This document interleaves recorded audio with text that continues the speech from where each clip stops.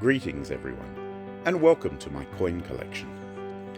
Today's coin was released by the United Kingdom in 2020 to commemorate the 75th anniversary of the end of World War II in 1945, and, while the coin doesn't deal specifically with this, just mentioning that year raises one of the elements that makes it clear that it was a world war. Perhaps you've never thought about this, but depending on where you live, there are different dates connected to both the beginning and end of the war, and not just because of the different end of the war in Europe, as opposed to the Pacific.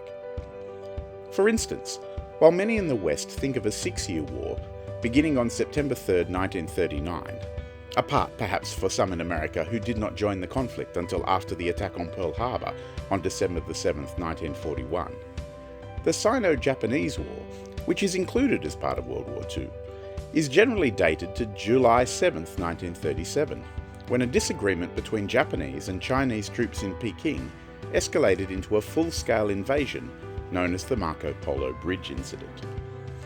However, in 2017, the Ministry of Education in the People's Republic of China decreed that textbooks should replace the term 8-year war with 14-year war, with a revised starting date of the 18th of September 1931.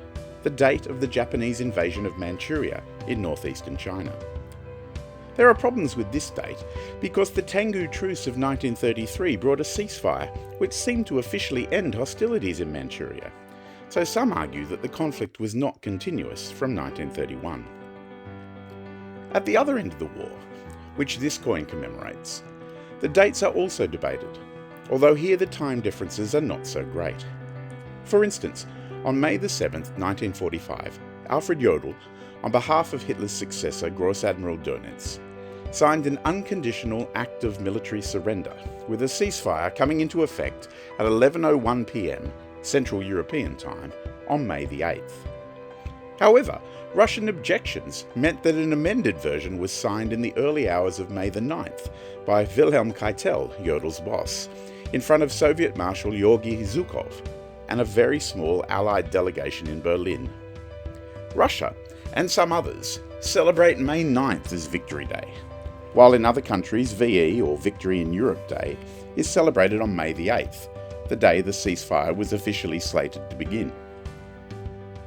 Similarly, at noon on August 15, 1945, a radio broadcast of surrender given by Japanese Emperor Hirohito, known as the Dual Voice broadcast, announced to the Japanese people that the government had accepted the unconditional surrender of their military. The speech referenced the atomic bombs as a reason for the surrender. However, on September 2nd, representatives from the Empire of Japan signed the Japanese instrument of surrender in Tokyo Bay aboard the USS Missouri. Some countries, including Britain, Australia, the Netherlands and the Koreas, marked Japan's surrender on August the 15th. Others marked the day on September the 2nd, while still others observed September 3rd. In many parts of the world, fighting continued long beyond all those dates. While I personally find this fascinating, we are here to look at this coin, and I really like a number of features on it. For example, I think the typographic intersection between the words war and peace is simple, but nonetheless clever. Another part of the design that appeals is the way the lettering has been created to emphasize a sculpted appearance, mirroring the stone inscriptions which are often found on war memorials. According to the information provided in the packaging, the designers used photographs of stone to give the real-life textures that look like natural ripples. Finally, the depth of the lettering gives a predominance to the word peace.